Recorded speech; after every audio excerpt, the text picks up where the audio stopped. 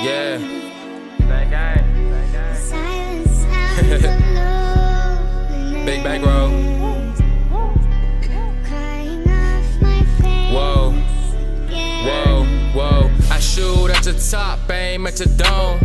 Yeah, she give me top, yeah, she give me dome. And yeah, this off the top, yeah, this off the dome. And yeah, bro, kick that Glock and yeah, that bitch be chrome. What it do, Bankroll Mafia? I'm about to check the roster out to see how the team is looking after a few trades and moves that were made. Sorry if I'm not as energetic or into this video as you probably usually am. I definitely had the audio recording set for this whole video and it deleted. So I'm pretty upset about that and kind of like bummed me out to even continue to do it over. So can't just give you all a non-audio video. So even if I'm not as enthusiastic and everything, hopefully this video was enjoyable. So here's a look at the roster. I said so much in the first recording. It's just sucks. It does. We'll have a look at the coach roster in a second. That's the team we're facing this week to see how their team is looking. If they have any key players or any guys that may be important to look out for. Alec Pierce definitely gave us trouble in year 2. Was it year 2? I believe so. Previous seasons, he gave us trouble. It definitely was year 2. Oh, it was year 1. Year 1 and 2. Anyways, looking for any key injuries here, man. We got Darrell Taylor, Kenny Moore. That might be the biggest injury. And Julian Blackman as well. Okay, yeah. So, few injuries right there. We're going to go ahead and dive right into this game. We are hosting them at NRG Stadium this week. The Colts. We don't really care for them guys, man. Any AFC South opponent, we don't. Like the Jaguars, okay. The Colts, we don't care for them. The Titans, though, we don't F with at all. Like, it's bad blood. If Coach Lovey sees any of them, their coaches out on the streets, smack them. Straight up. That's how we coming. But it's kickoff, y'all. It's game time. We're going to look at Spencer Rattler's stats from so far in this season. Spencer Rattler is a good quarterback. As he showed in the previous season, he gave us work. And I wasn't expecting him to, considering he was a rookie. But boy, JT's stats last week, 121 on the ground. As they throw a screen out left that's blown up by Krishna Harris. They find a receiver. I think that's Dawson Knox, I believe. Yeah. Sorry, guys. Clyde Jackson with the handoff off the left side of the field. Oh, he tried to juke back in, but he couldn't. He gets stopped short. And I am excited to see what the AFC South will hold for the next few years, considering the fact that they have a young quarterback in the Colts with Spencer Rattler. We have AR-15. The Jaguars still have T-Law, who will be the old side of the bunch. And then got Malik Willis, who doesn't really get no PT over there in Tennessee. They keep signing other quarterbacks over him. So it's about to be the free Malik Willis campaign.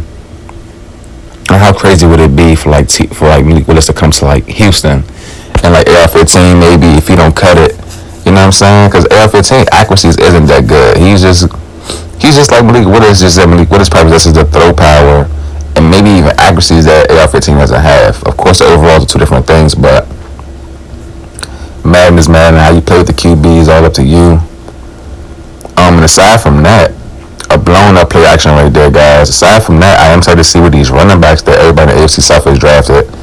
As we've seen our running back Clyde Jackson go to work, who ultimately earned a starting position. Oh, and it's Stephon Gilmore with an INT.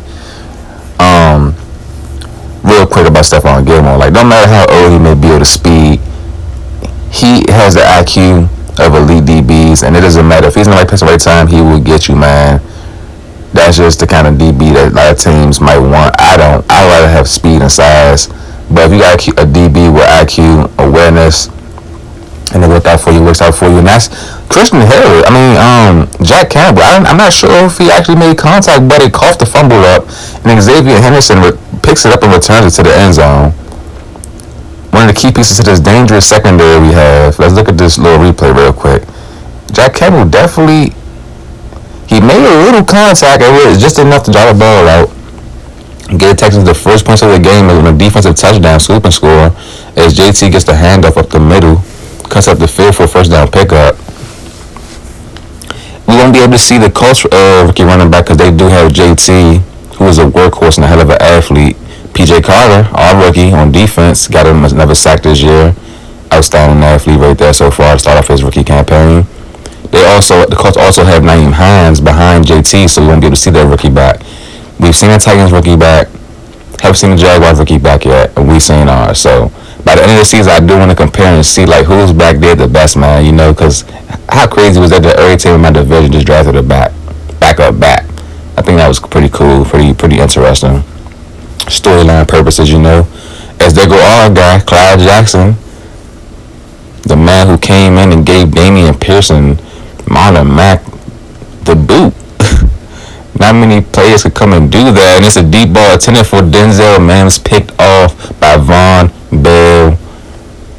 Denzel Mims is a sneaky player on this team as well. He gets on the field, he can make plays, but unfortunately right there he wasn't able to. And our rookie is hurt again. He had a slight injury in week 1. He's injured again right here this week. And it's like, did we draft a potentially good player that just has injury problems? Because I would rather have an okay player that doesn't get injured as much than I'd rather have a good player that just gets injured every other game. Because legit, week 1, week 3. If he gets injured in week 5, I might have to start, you know what I'm saying, thinking about something. I mean, I go to rehab or extra training or something, get healthy.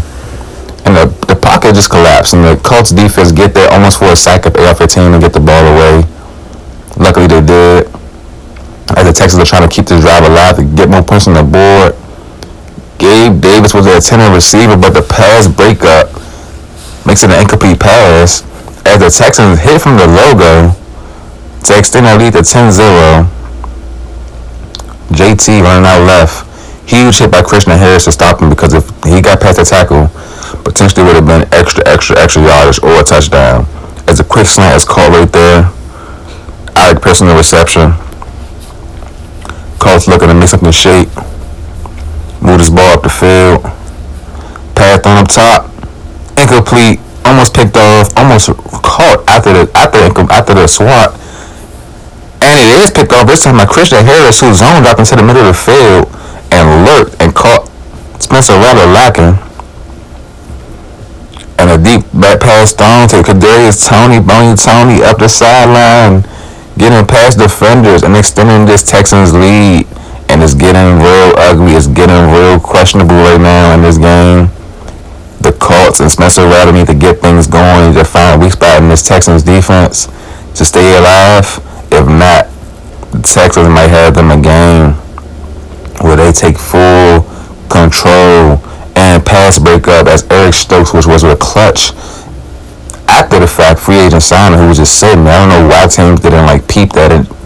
Come on, that's Eric Stokes. This dude has good coverage and good speed, and he just helped to bolster our secondary. And Sky Moore's right there with the handoff. Sky Moore's our reception back. I'm surprised the Chiefs even let him go for what we gave him. What? Hassan Haskins and Damian Pierce, I believe. I don't know. But it's a flag thrown. Pass up top.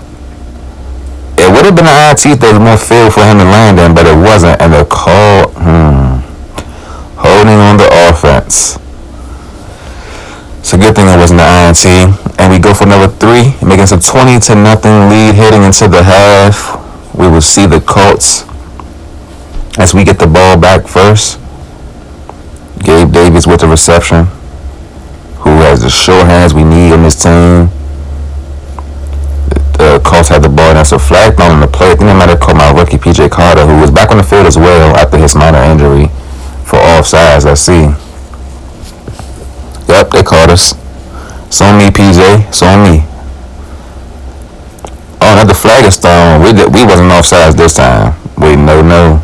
False start. Yes, sir. So, ultimately, it bounced back in balance.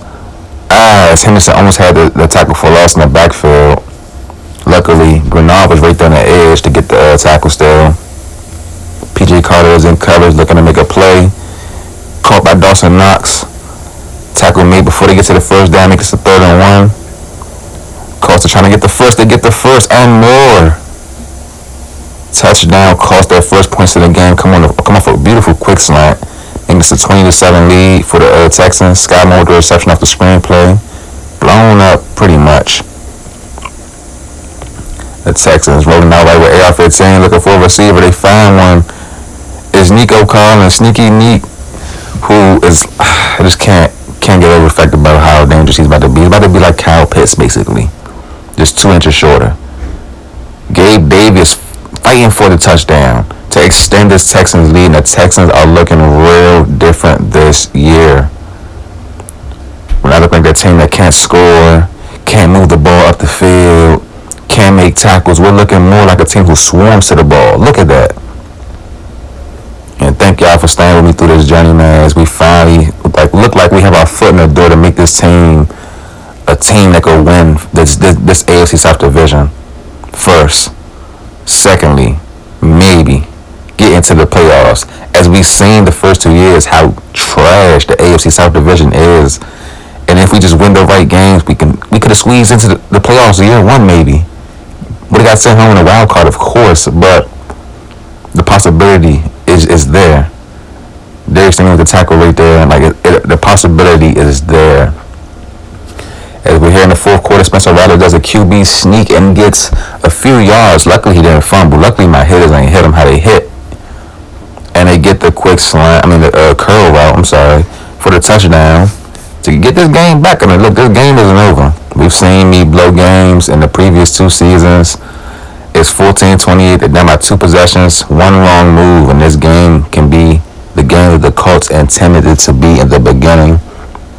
And the kind of game we wasn't hoping for. We had a 20-0 lead. And the ball is thrown, and it's intercepted. The pass intended for Kadarius Toney picked off in the end zone by Joey Porter Jr. Oh, man. And now the Colts are in a good position right now to try to make a shot for the field goal, for the touchdown, to keep this ball game closer than what it needed to be. And JT got the first down pickup. JT gets the pitch outright. Green daylight ahead of him. Huge hit by EP3, but a huge gain by JT.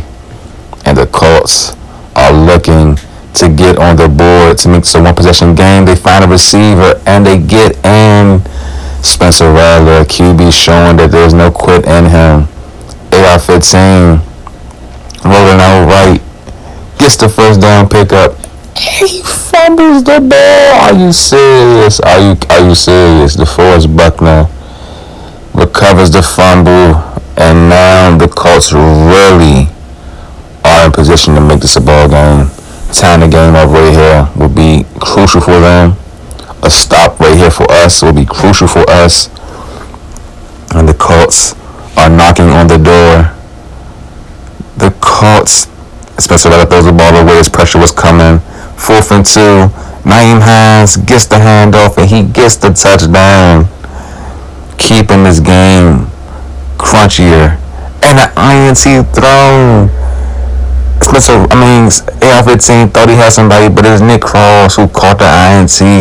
And now the Colts are in a prime position to take this game and win now if they manage the clock right and get it to the end zone. Nyheim Hines with the handoff. I think JT is tired right now. Oh, man, this game, guys. The Texans will fall short 23-20 to the Indianapolis Colts after having a 31-28 victory for the Colts, my mistake. After having a 20-0 lead heading into the half. It's just a hell of a good game for the Colts, man. They fought all the way to the end. We did throw 4 INTs. Ouch. Did not want to throw 4 INTs. Was trying to limit the INTs this season.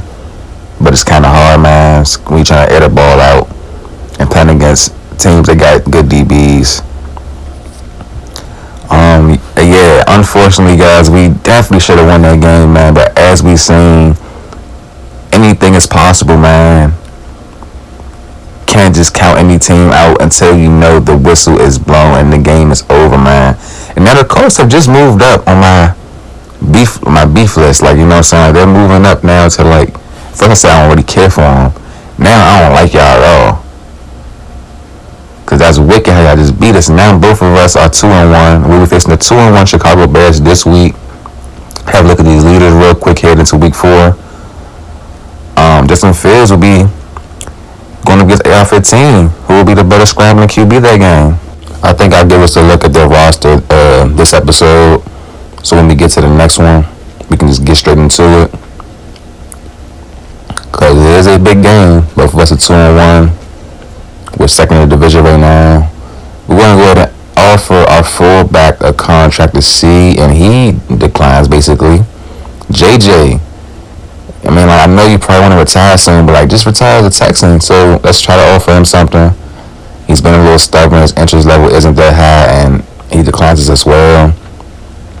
Team chemistry. You know what I'm saying? That's all we need to build. As long as we stay together as a team, we'll be a solid unit and a force to be reckoned with.